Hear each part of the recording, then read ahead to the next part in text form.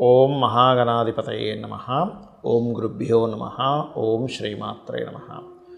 పరమేశ్వర స్వరూపమైనటువంటి జ్యోతిష, వాస్తు మరియు ఇతర అనేకమైనటువంటి శాస్త్రములను మనకు అందించినటువంటి మహర్షులకి నమస్కారం.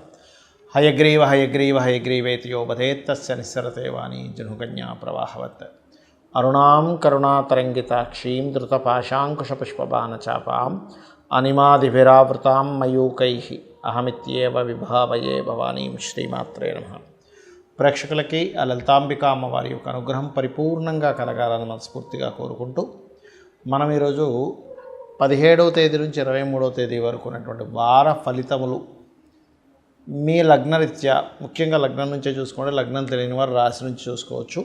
లగ్నరీత్యా ప్రస్తుతం ఉన్నటువంటి గోచార గ్రహాలు ఏ విధంగా ఉన్నాయి అని చెప్పి చూసుకున్నట్లయితే సహజంగా ఇక్కడ చూడండి, మేషం వృషభంలో చంద్రుడు గురువు కలిసి ఉన్నారు. ఈ చంద్రుడు సింహం వరకు సంచారం జరుగుతుంది 17వ తేదీ నుంచి 23వ తేదీ వరకు. నీచబడినటువంటి కుజుడు కర్కాటక రాశిలోని, కన్యలో కేతువు, వృశ్చిక రాశిలో రవి బుధుడు, ధనస్సులో శుక్రుడు, కుంభంలో శని, మీనంలో రాహు ఉన్నాడు. ఈ యొక్క గ్రహస్థితిని అనుసరించి ద్వాదశ లగ్నాల వారికి, లగ్నం తెలియని వారి రాశి వారికి ఎటువంటి ఫలితములు జరగనున్నాయి, ఏ విషయాల పట్ల చాలా జాగ్రత్తగా ఉండాలి, మరియు ఏ పరిహార మార్గం చేసుకోవాలి అనేటువంటి విషయం మనం ఒక్కొక్కరిగా చెప్పుకుందాం. అయితే చెప్తుంది నేనైనప్పటికీ కూడా చెప్పిస్తుంది సాక్షాత్ లలిత అమ్మవారిగా భావిస్తూ ఒక్కొక్క లగ్నం గురించి తెలుసుకుందాం. తులాలగ్నము, తులారాశి. తులవారి కనుక చూసుకున్నట్లయితే రాశ్యాధిపతి 3లో ఉన్నాడు. ఎప్పుడైతే రాశ్యాధిపతి 3లో ఉన్నాడో ఇది కొంచెం ఏంటంటే 3వ స్థానం అనేటువంటి షార్ట్ జర్నీసు, కొత్తగా స్త్రీ మూర్తులు ఎవరైనా సరే పరిచయం అవ్వడము, పురుషులకు కావచ్చు స్త్రీలకు కావచ్చు, ఇటువంటివి బ్రహ్మాండంగా చూపిస్తుంది. కాకపోతే 2వ స్థానంలో 2 గ్రహాలు, అంటే ధనస్థానంలో ఈ 2 గ్రహాలు, అందులో ముఖ్యంగా బిజినెస్ కారకుడు, గవర్నమెంట్కి మెడికల్కి కారకుడు. కాబట్టి మీకు ఏదైనా మనీ ఆ రూపంలో రావడం అనేటువంటిది జరుగుతుంది, అందులో ఎటువంటి సందేహం లేదు. హోమ్ లోన్స్ లభిస్తాయి. లోన్స్ ఎట్లా అంటే ఇక్కడ ఏదైనా ఒక ప్రాపర్టీ తీసుకున్నప్పుడు దాన్ని ఏదైనా అందంగా డెకరేట్ చేసుకోవాలి, ఫ్యాషన్ రిలేటెడ్ సంబంధించిన ఏదైనా నేర్చుకోవాలి, అండ్ అంటే ఇట్లాంటివి ఏదైనా కొత్తగా నేర్చుకోవాలనుకునేటువంటి ఆలోచన పెరుగుతూ ఉంటుంది తులాలగ్నం వారికి. ఎందుకంటే సహజంగానే తులాలగ్నం అంటేనే ఏదైనా అందము, ఫ్యాషను, క్రియేటివ్ రిలేటెడ్ సంబంధించిన లగ్నం. ఆ లగ్నాధిపతి ఎప్పుడైతే 3లో ఉంటాడో కాస్త షార్ట్ జర్నీస్ ఇస్తాడు. మరియు గృహానికి అధిపతి అయినటువంటి చంద్రుడు, చతుర్థాధిపతి అయిన శని 5లో ఉన్నందుకు ఏదైనా డిఫరెంట్గా ఇల్లుని ఏదైనా తీర్చిదిద్దుకోవాలని, ఇట్లాంటివి లేనట్లయితే ఏదైనా విద్యలు కూడా ఏదైనా మీరు చూడండి ఫ్యాషన్ రిలేటెడ్ నేర్చుకోవడం, ఇట్లాంటివి ఉంటాయి. అయితే 6లో రాహు ఉండడం అనేటువంటి చాలా మంచిది. కొన్ని శత్రువుపై జయాన్ని ఇస్తుంది ఇది. కాకపోతే సప్తమాధిపతి దశమంలో ఉన్నందుకు మీరు ఇక్కడ 2 విషయాలు. ఒకటి, మీ ఉద్యోగ విషయంలో జాగ్రత్తగా ఉండాలి. మీ జీవిత భాగస్వామి పేరు మీద ఎట్టి పరిస్థితుల్లో తొందరపడి ఎటువంటి ప్రాపర్టీస్ కొనకండి. ప్రాపర్టీస్ ఒకటి కొనొద్దు. రెండవది ఏంటంటే అక్కడ ఎడ్యుకేషన్ రిలేటెడ్ సంబంధంగా కూడా మీ జీవిత భాగస్వామి ఏదైనా ప్రాపర్టీ కొంటున్నారు ఆయన పేరు మీద, లేకపోతే మీరు ఉద్యోగ విషయంలో జాగ్రత్తగా ఉండాలని చెప్పాను. మూడవది ఏంటంటే ఇక్కడ పర్టికులర్గా వివాహ నిర్ణయాలు కూడా, ఎందుకంటే సప్తమ స్థానం అనేటువంటిది వివాహ జీవిత భాగస్వామి చెప్తుంది, అది నీచంలో ఉన్నందుకు వివాహ నిర్ణయాలు ఎట్టి పరిస్థితుల్లో తొందరపాటు పడి చేయకండి. అక్కడ మీరు ఇబ్బంది వస్తుంది అలా కనుక చేసుకున్నట్లయితే. కేవలం వివాహం ఒకటే కాదు, పార్ట్నర్షిప్స్ విషయంలో కూడా సప్తమాధిపతి కుజుడు నీచబడి ఉన్నాడు కాబట్టి, అదేవిధంగా 2వ అధిపతి కూడా అవుతాడు ఆయన.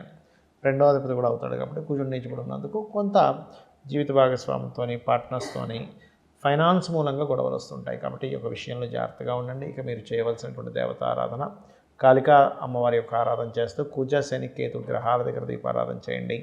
12లో కేతు ఉన్నందుకు ఎట్టి పరిస్థితుల్లో బుధవారం, మంగళవారం ఇన్వెస్ట్మెంట్స్ కూడా చేయకండి. కార్తీక మాసంలో రకరకాల దీపాలు పెడుతూ ఉంటారు. ఎందుకంటే కార్తీక మాసంలో చేసేటువంటి దీపారాధన కావచ్చు, దీపదానం కావచ్చు, అభిషేకాలు కావచ్చు, అమోఘమైనటువంటి ఫలితాలు ఇస్తాయని చెప్పి మనకి వాయు పురాణాల్లో కానీ రకరకాల పురాణాల్లో చెప్పడం జరిగింది. అయితే ఇక్కడ ఒక్కొక్క దీపము ఒక్కొక్క సంబంధించినటువంటి ఫలితాన్ని ఇస్తుంది. ఎలాగా అంటే ఇప్పుడు కార్తీక మాసంలో చూడండి, కొబ్బరికాయ కొట్టి కొబ్బరికాయ లోపల నెయ్యిని వేసి దీపం ఇస్తూ ఉంటారు. అది చాలామంది అడుగుతుంది ఏంటంటే, ఏమండి అక్కడ పచ్చి కొబ్బరికాయ కొట్టాలా, ఎండి కొబ్బరికాయలు ఇవ్వాలా అని. కానీ పచ్చి కొబ్బరికాయనే కొట్టినటువంటి దాంట్లో ఇస్తుంది. కొబ్బరి నీళ్ళు మన నీళ్ళని తీసేసిన తర్వాత, కొబ్బరికాయ కొట్టిన తర్వాత ఆ కొబ్బరికాయలో కొబ్బరి నూనె కానీ నెయ్యి కానీ వేసి ఆ యొక్క పరమేశ్వరుడికి, విష్ణువుకి భావన చేసుకుంటూ మీరు కనుక దీపం కనుక వెలిగించినట్లయితే ఖచ్చితంగా ఆగిపోయిన పనులు కాస్త మూమెంట్ వస్తుంది, కదులుతాయన్నమాట.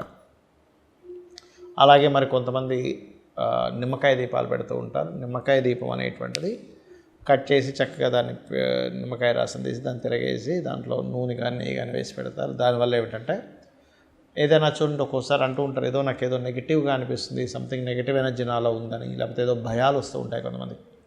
అలా భయపడుతున్నటువంటి వారు చక్కగా ఆ దీపాలని వెలిగించి దుర్గానామాన్ని కనుక ఈ యొక్క కార్తీక మాసంలో చేసినట్లయితే 100% అంటే ఓం ధుమ్ దుర్గాయ నమః అనే నామస్మరణ కనుక చేసినట్లయితే అనవసరమైనటువంటి నెగిటివ్ ఎనర్జీస్ మీకు ఏదైనా దగ్గరలో ఉన్నా సరే పోవడం జరుగుతుంది.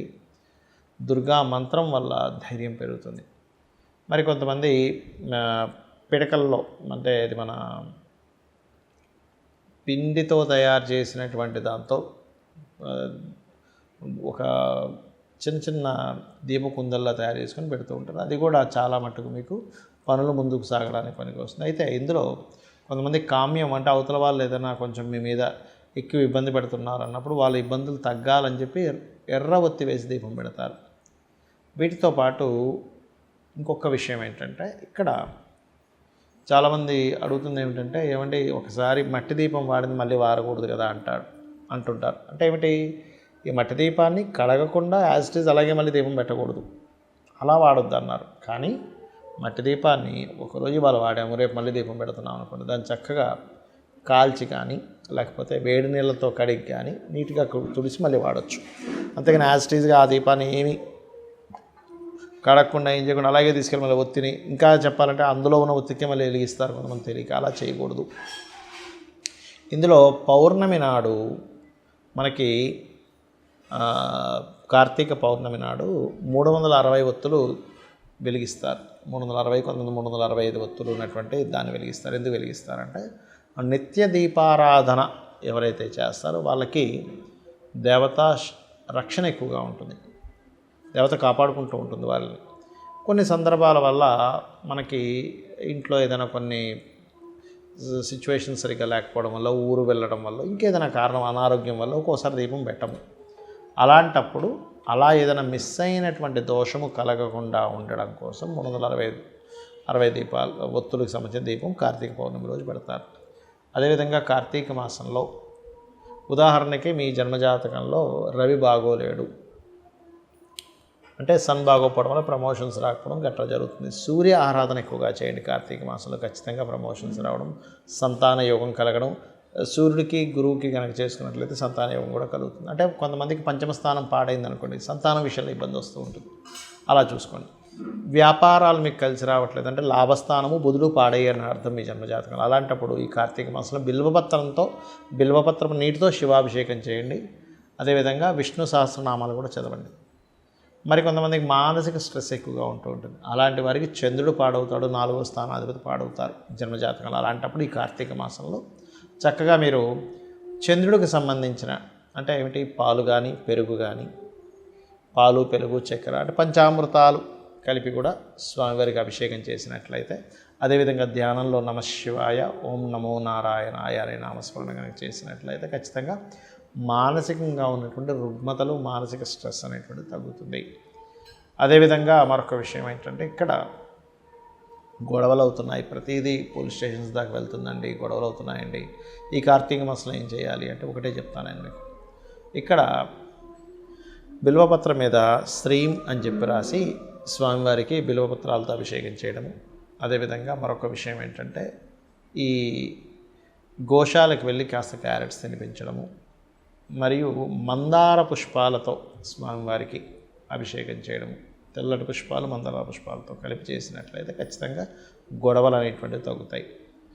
మరికొంతమందికి ఎలా ఉంటుందంటే, జాబ్ రిలేటెడ్ సంబంధించిన విషయంలో ఇబ్బంది వస్తూ ఉంటుంది. అలాంటప్పుడు చేయవలసింది ఏమిటంటే, చక్కగా మీరు నూనెని మీకు దగ్గరలో ఆలయంలో, శివాలయాల్లో ఈ కార్తీక మాసంలో నూనెని ఇవ్వండి దీపారాధన కోసమని. లేదు నూనె బాటిల్ కొన్ని అక్కడ పెట్టి ఆలయంలో పెట్టి కొన్ని కుందులు, దీపకుందులు పెట్టండి, ఎవరైనా వాడుకోవచ్చు నూనెని. ఆ రకంగా మీకు శని బలం పెరగడము, శనీశ్వరుడి యొక్క అనుగ్రహం కలగడము, శని దోషం తగ్గడం జరుగుతుంది. అలాగే మరొక విషయం ఏంటంటే, ఇక్కడ అనవసరమైన భయాలు ఎక్కువగా ఉన్నాయి అనుకునేటువంటి వారు దుర్గానామాన్ని, దుర్గా హోమాన్ని ఈ కార్తీక మాసంలో కనుక చేసినట్లయితే ఖచ్చితంగా శత్రుపీడ భయము పోతుంది. ప్రతిదానికి ఆటంకాలు అవుతున్నాయండి అని అనుకున్నప్పుడు మంగళవారాలు ప్రత్యేకంగా గణపతి కోసం ప్రత్యేకంగా చేయడం, అంటే ఏదైనా ఒక హోమం కానీ తర్పణం ప్రత్యేకంగా మంగళవారాలు ఈ యొక్క కార్తీక మాసంలో చేసినట్లయితే ఆటంకాలు తగ్గుతాయి. మరియు నిత్యము ఈ కార్తీక మాసం మొత్తము కూడా గణపతి ఆరాధన చేయండి. ఎందుకంటే ఈ మాసంలో గణపతి, స్కందుడు, అదేవిధంగా శివుడు, పార్వతి అంటే శక్తి ఆరాధనలు మరియు విష్ణు ఆరాధన అన్నీ కూడా గొప్పగా పనిచేస్తాయి. కాబట్టి మీ జన్మజాతకంలో ఇప్పుడు నేను చెప్పినట్టుగా ఈ సంబంధించిన ఇబ్బంది వస్తుంది, వివాహం అవ్వట్లేదు అనుకోండి, ఉదాహరణకి అమ్మవారి యొక్క ఆరాధన, అందులో లలిత సహస్రనామాల్లో ఓం కామేశబద్ధ మాంగళ్య సూత్ర శోభిత కందరాయ నమః అనే నామస్మరణ చేయండి. ఇలా కనుక చేసినట్లయితే 100% కూడా మీకు ఏదైతే జన్మజాతకంలో ఉన్నటువంటి దోషము పరిపూర్ణంగా పోతుంది. కాకపోతే మనస్ఫూర్తిగా చేయండి, ఇంకా మనస్సును అక్కడ పెట్టి ఒక ఆరాధనా భావంతో చేయండి. ఖచ్చితంగా మీకు ఫలితం ఉంటుంది. ఫలితం ఉండాలని మనస్ఫూర్తి కోరుకుంటూ శ్రీమాత్రే నమః.